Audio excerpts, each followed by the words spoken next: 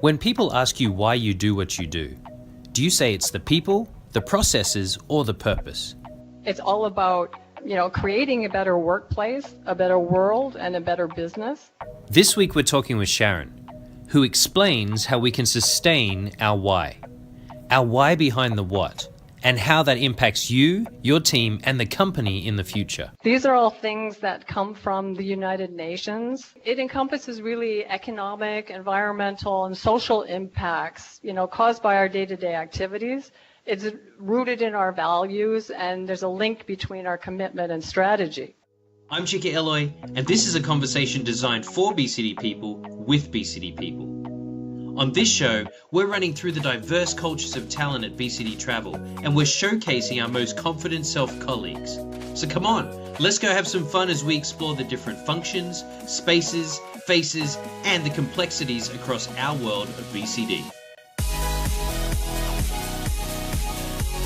Well, greetings and welcome to this week's podcast, A World of BCD. We are surrounded by greatness on these calls, and once again, we have another great guest, Sharon Dirks. Welcome to the podcast this week. Thanks, Chico. Nice to be here. Now, Sharon, where are you sitting right now? In Europe? Are you in America? Where are you? Actually, I'm based in Bremen in northern Germany. We just moved into a new office. Actually, that's where I'm sitting at the moment. It's a very nice new office, and it is very hot here at the moment. So I turned my fan off so you won't hear blowing in the background. Well, we're excited to have you here this week, Sharon, and I know that you have a number of different focuses on your work within BCD. So how about you start there? Just share with us who you are and what is it that you do that's so important? Well, I've been at BCD Travel since 2003, actually, and I've been in different roles within the company during that time.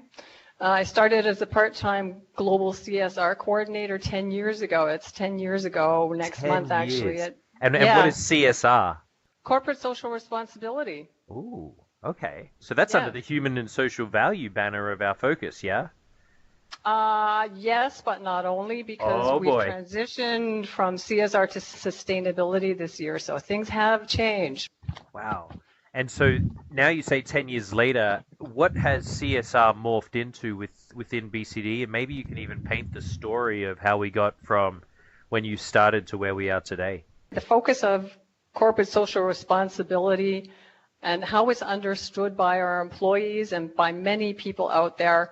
Everybody thinks it's only about charity projects, for example, our Making a Difference projects, the Haiti project, or maybe the environment.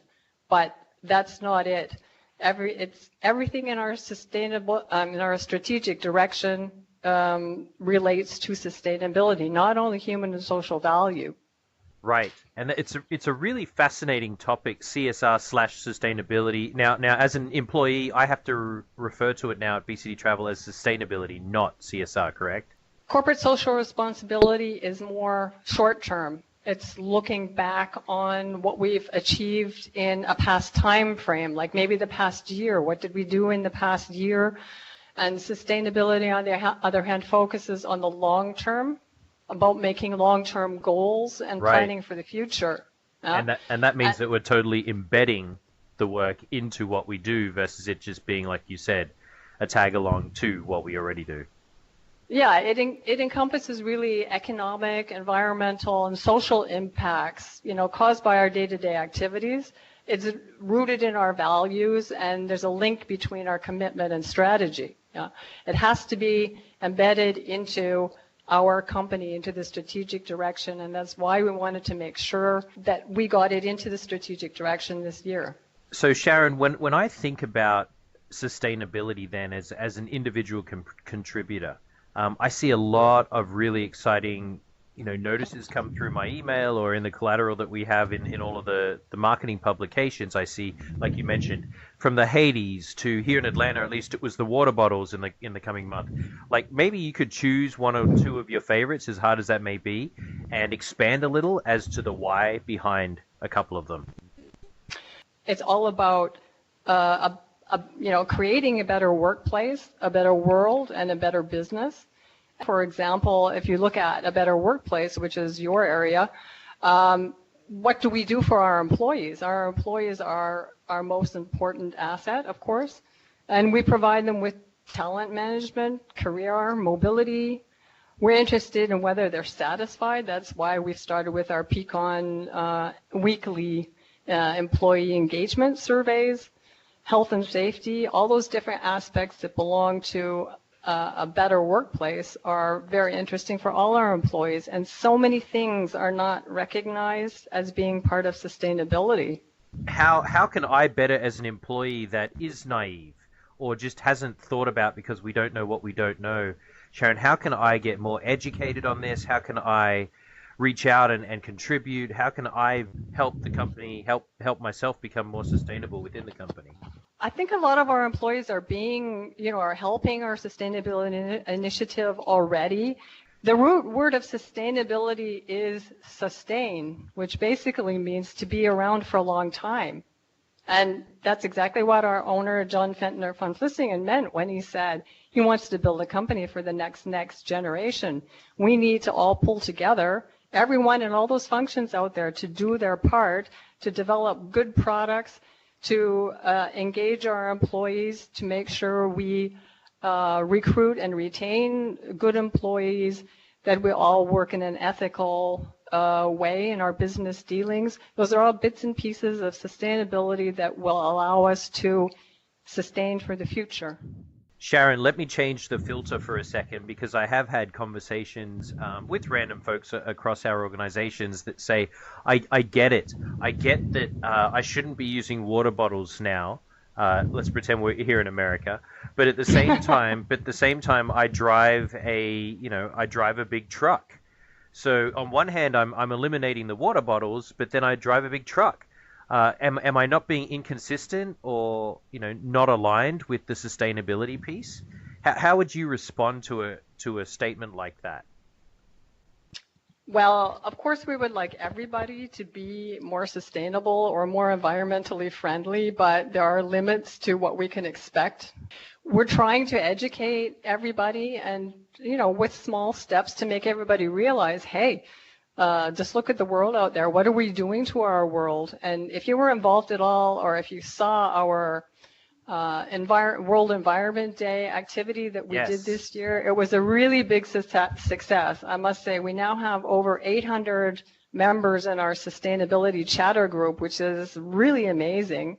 And we've gotten very good feedback from a lot of people that we hadn't heard from before within the chatter group, which is very good to see how people are telling us what they're doing already in their private lives, how environmentally friendly they are, and thinking about, oh, hey, we can change this, And I don't want to leave out our APAC colleagues as well, because we've mentioned both Europe and the US.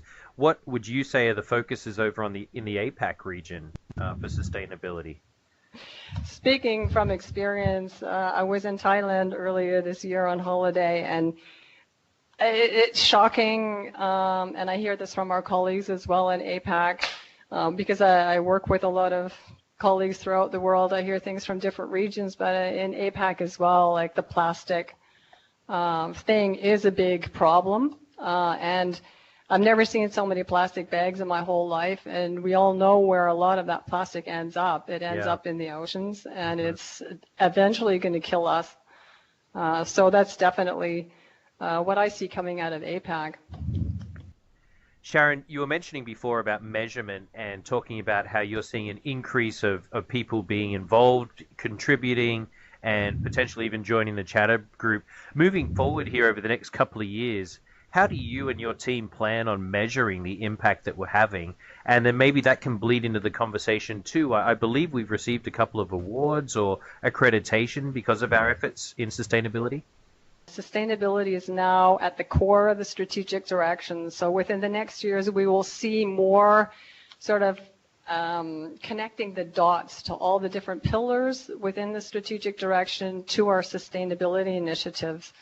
And in the case of sales, let's say sales and account management, they've known that for a long time, because sustainability is a requirement of our clients. Oh, wow. Yeah, that just adds a whole nother dimension to it. So please tell us more about why being aware is great, but taking action, because that now impacts the clients.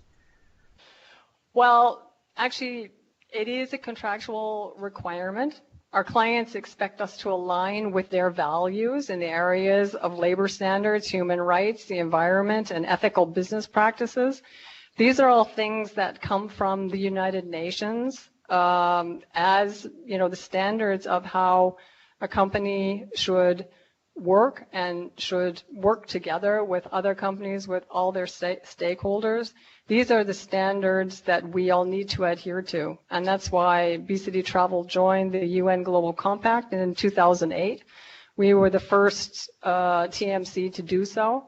And so everything that we've done so far, for example, our sustainability principles document is also based on the UN Global Compact's 10 principles. Cool. So that was a very good place for us to start.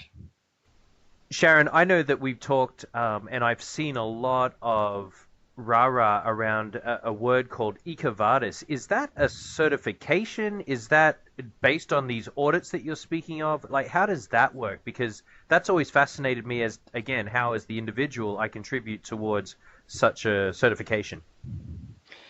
Well, first of all, I'd like to explain what Ecovadis is. Ecovadis is a French company. They're an external auditor of sustainability, and they've been around for more than 10 years now, and they're used by many of our global clients or very large companies to audit their supply chains. So a global client would come to us and ask us to participate in an Ecovadis audit, which is an online system.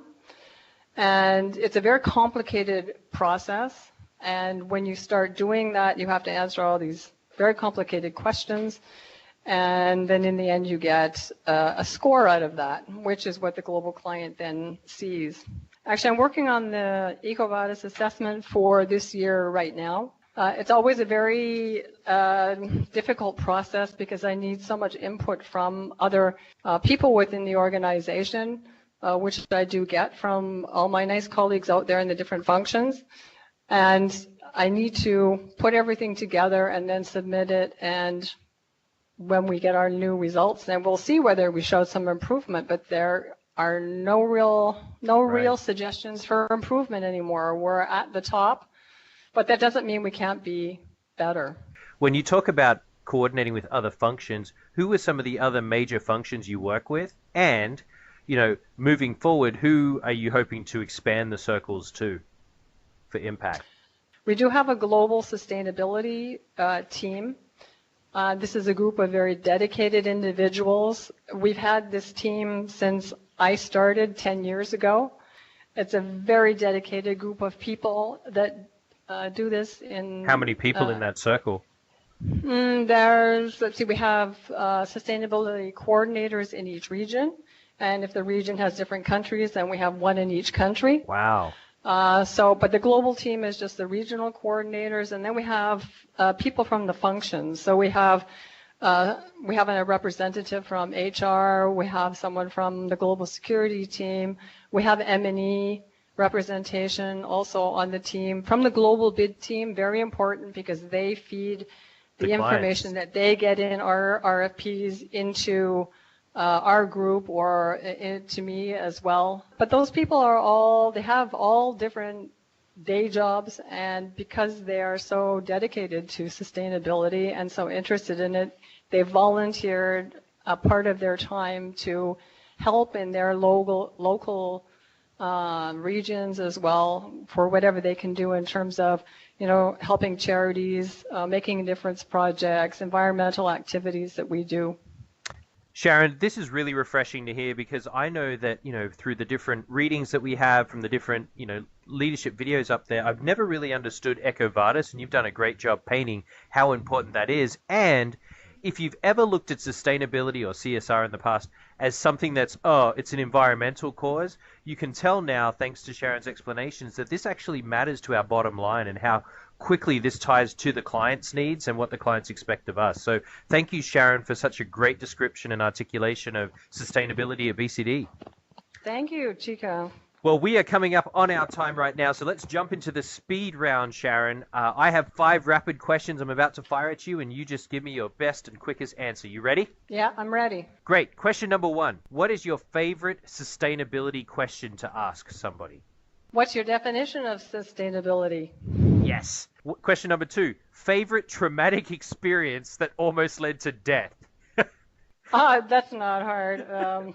Yeah, many years ago, living in a foreign country, I put my head on a pillow to find out there was a black scorpion pointing his little poisonous poker at me, ready to jab me in the neck. And if I hadn't jumped out of bed, I wouldn't be here today. And we are glad that you are, and still sustaining since then. Question number 3. Get transported to anywhere in the world, any country, any city. Where would you go? Ready, set, now. Italy. Definitely Italy. Fantastic. Question number 4. Do you prefer a nightclub or do you prefer a cafe? Cafe. And the final question, the same question we close out all of our podcasts with. What is the one thing that you love, or what are the several things that you love most about BCD? I think really having the opportunity to define our sustainability strategy and to be the motor driving the great improvement we've made in the past 5 to 6 years. My job has never been boring, and I find it very fulfilling. Thank you, Sharon, and thank you for joining us today on A World of BCD. We appreciate all the work that you're pushing, like you said, being the motor behind the driving of the sustainability, and we look forward to connecting with you in the future to see how it's going. And if you want to connect with Sharon, I'm going to include all of her details in the show notes underneath this podcast. But we appreciate everyone coming in this week, and we will see you next week on A World of BCD.